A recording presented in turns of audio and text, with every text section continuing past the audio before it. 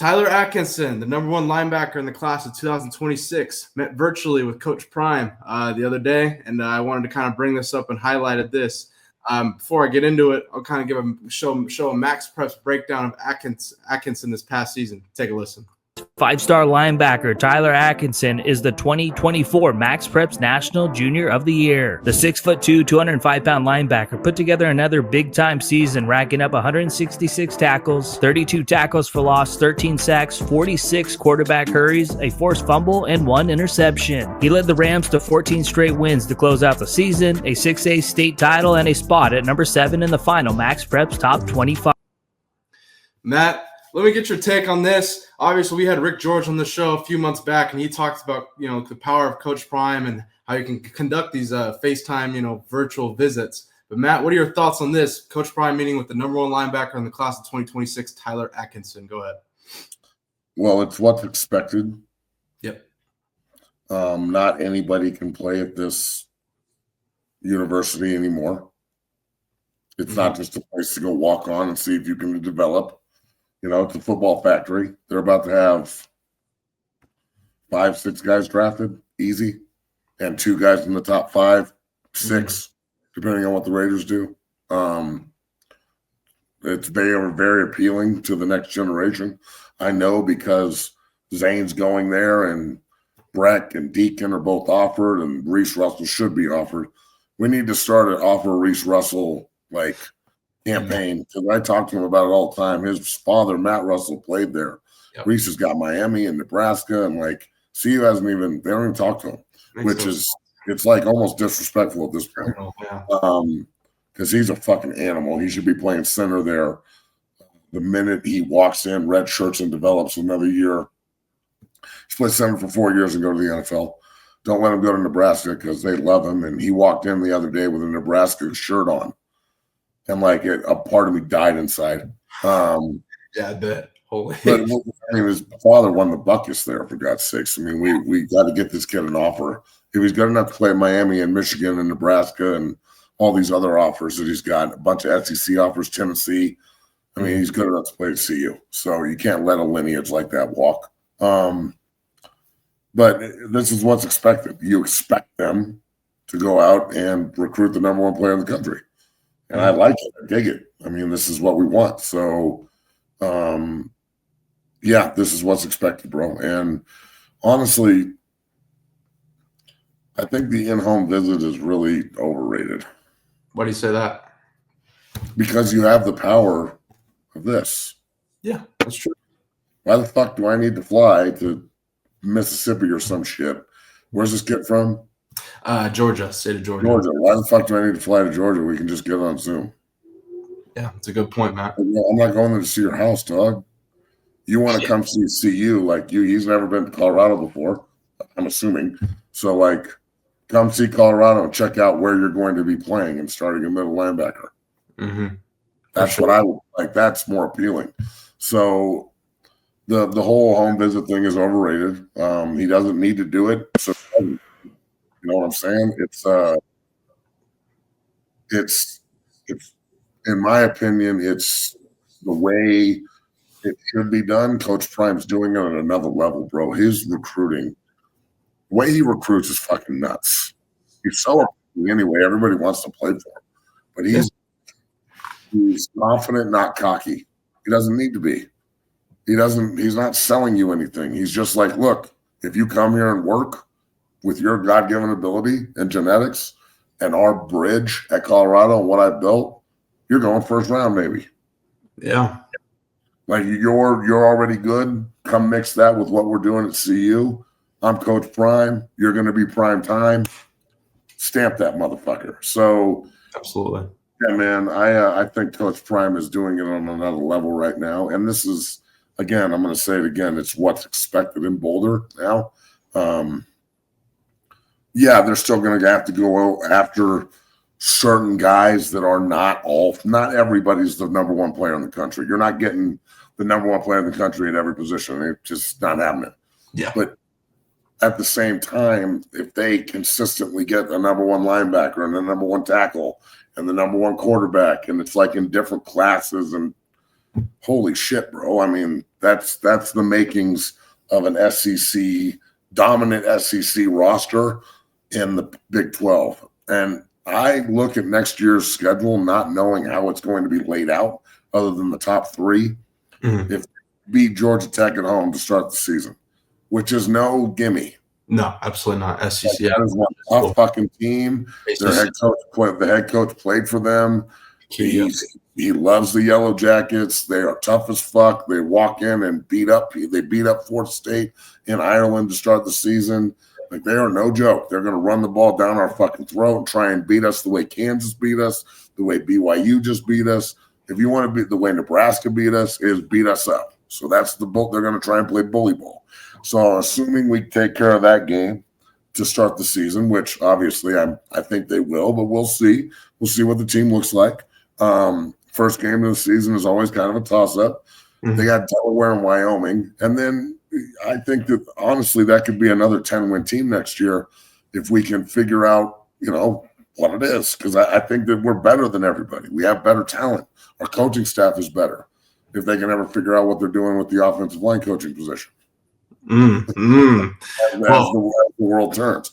So, look, man, Coach Prime's on another level when it comes to recruiting. Let's be real. Absolutely. I'm with you on that. And speaking of Atkinson came from Grayson High School in the state of Georgia. I want to say he played against Juju Lewis in high school. And he had some things to say about meeting with Coach Prime. He says, Coach Prime said that Coach Prime said that the only high school players he recruits are those real dogs that are ready to play at the next level and serious about their path, like myself. Matt, I mean, it's like you said, I just want to address this real quick.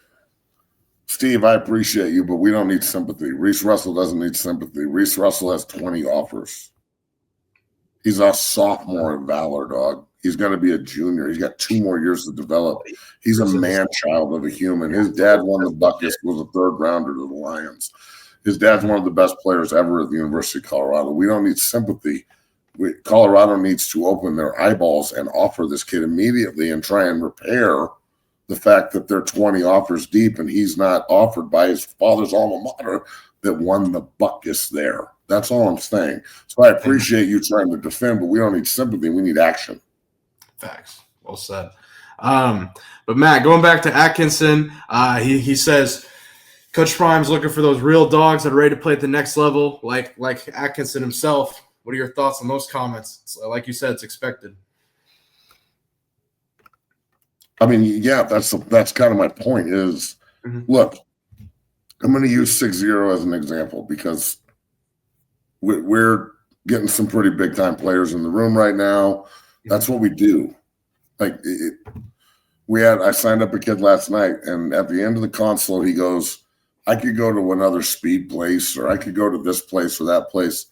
But I know that regardless of how hard 6-0 is and how hard people talk about it, people have this perception like we're lighting people on fire on a spigot.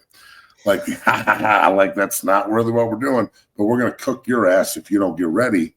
And he goes, and this is where big guys come to train and get better. This is where the best go. And I was just sitting there like, this 8th grade kid's fucking like, don't sit here and gaslight me, kid. You feel me? Like that's, but in reality, it's like, that's the best form of compliment you can get. So if it's like, everybody knows that if they go to Colorado now these days and put work in and do their thing correctly, first of all, Coach Prime's going to hold them accountable like few can. That's true. Because he walked it, he did it, and Coach Prime's not afraid to call you out for smoking dope and drinking and chasing too much ass and being an idiot. He's not afraid. He's not afraid, and he's also not afraid to set up savings accounts for the guys on the team who have kids. Yeah, he's not afraid to he's not afraid to do certain things that other coaches are afraid to do, and that's what makes him so attractive and so alluring as a coach and as a program to build men. And he's in the reform business, not the recruiting business. He's trying to make sure that all the wild animals that he recruits, just like Coach Barnett did with me in my class, he reformed the shit out of us. He didn't recruit us. Fuck, man, we were wild as shit. This generation, the good players have egos and want millions and they want everything. Well, this is a bridge to get it. So if you see that happening with other guys that are like you, when you walk in the room and everybody's like you and they're all pushing towards the same goal, man, it makes it really easy to be you.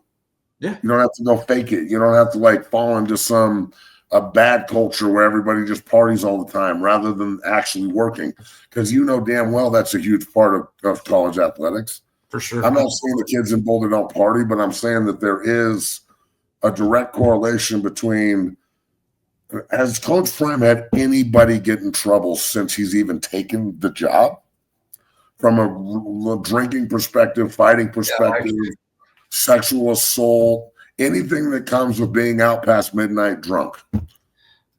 I haven't heard anybody. Have you? None of that. No guns, nothing, dog. Has anybody seen anything in the comments? Has Coach Prime's guys or staff or anybody in Boulder done anything but show just absolute respect, character, class, integrity, program building, all the other shit that you want to say? Isn't that what he's done since he's walked in? Yes. Yeah, absolutely. It's professional. It's a professional organization. Exactly. So that is very alluring to future professionals, and that's what he's recruiting. You know, look, back in the day at CU,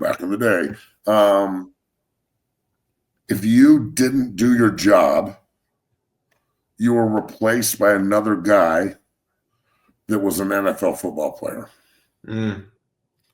Like watching those old school games, every single fucking guy on the field is now an old head with their fucking pension and a gray beard that I see on Saturdays in Boulder. And I'm like, Strickland, Mike Lewis, Dre, Vic, CB. I wouldn't say that to Bannon, but he's in the pen. Love you. Brayton, Abraham Wright.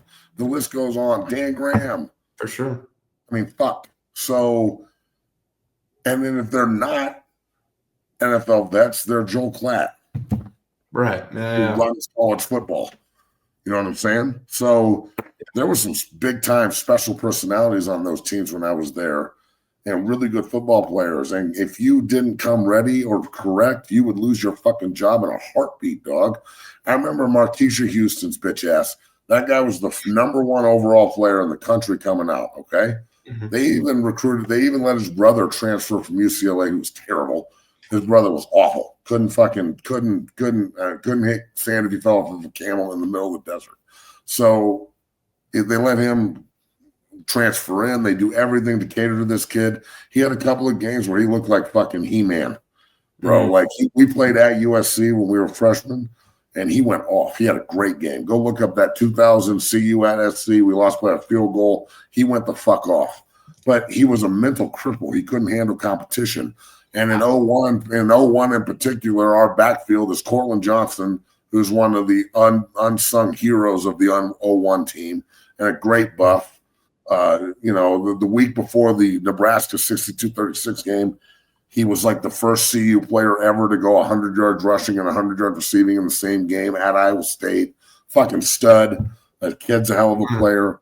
And then we had Chris Brown, who just scored 6 touchdowns in the Nebraska game, was a Big 12 Player of the Year and an NFL vet. Bobby Purify, who everybody knows Bobby Purify. That's a bad fucking man. Didn't play very long in the NFL, but an unbelievably great college running back. And he didn't want to compete. So like he transferred to Colorado State and of all places, didn't have to sit out. Like my point is sometimes you have great talent and they just aren't enamored with anything but themselves. It seems like Coach Brian finds guys like that have no ego. They're also incredibly talented. Travis Hunter, that guy can have the biggest ego in the world, has none. If anything, he's got a dual personality, corner and receiver. All split personality Travis. Yeah, that's a good one. Yeah. Even Shador, even though he's cocky, he's also not. He's a pretty humble cat. He's pretty. I think he's pretty boring and laid back and not really that much. There's a lot of quarterbacks are douchebags. I don't think that's him at all. I think he's a pretty cool cat. I think that the Jordan Seaton is fucking a really laid back, under control ego dude. Works his balls off to go to the league. Like everybody's juju seems that way. Everyone's about that work. Oh yeah, for sure. And that's really what you want. You can't have a bunch of fuckboys sitting around that just want to talk about the bag. We need fucking workers. We need grunts that are going to go get the bag. And if you're talented, that's just a bonus. Yeah, you need real dogs, as Atkinson said, that are ready to play the next level and serious, like he said about himself. Before we move on Atkinson, I just got to show this clip. Rick George talking about Coach Prime conducting virtual visits on this show about 3 months ago. Take a listen. Back to when I was here in the 80s, it was all about handwritten notes. That was the only way you could get an advantage on anybody. But today, nobody does it better than Coach Prime. Nobody knows social digital media than Coach Prime. He can recruit to that.